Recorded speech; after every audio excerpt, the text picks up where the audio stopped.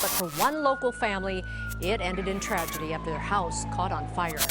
The flames broke out after stray fireworks hit the home. Family members, friends, and neighbors hugged the Lopez family after their Hacienda Heights home went up in flames. The fire, set by stray 4th of July fireworks, set off by people in the neighborhood.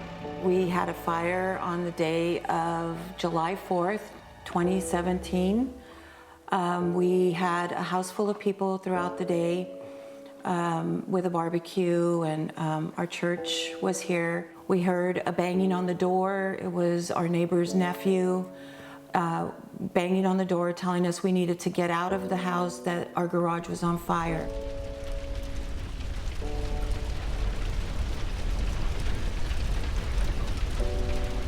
The neighbors across the street had been doing illegal fireworks throughout the day. They did this every year on the 4th of July.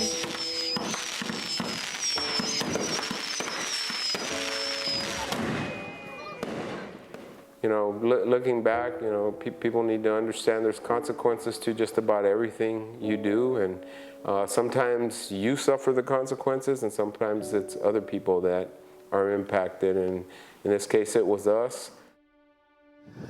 Hey guys, Frank here with Allied Restoration. I'm here with Joe Torres, an active firefighter in the Los Angeles area and the owner of All Risk Shield. What happened to the Lopez's is an unfortunate incident that we see way too often. And this was caused by inexperienced people using fireworks that shouldn't have been doing what they were doing. But scenes like this can be avoided with a few safety tips.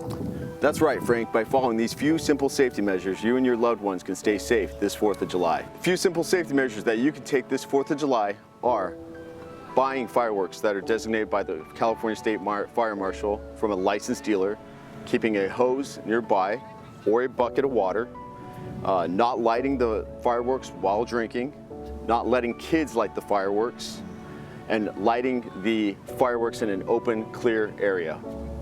Yeah, I think opening in a clear area is what's important, because the incident with the Lopez's was the neighbors were actually lighting them and aiming them towards their house, which in turn caught the whole garage on fire and burnt it while they were inside. That's right, Frank. So it's a scary incident. So if you're gonna light fireworks, first of all, make sure you check if it's even legal in your area.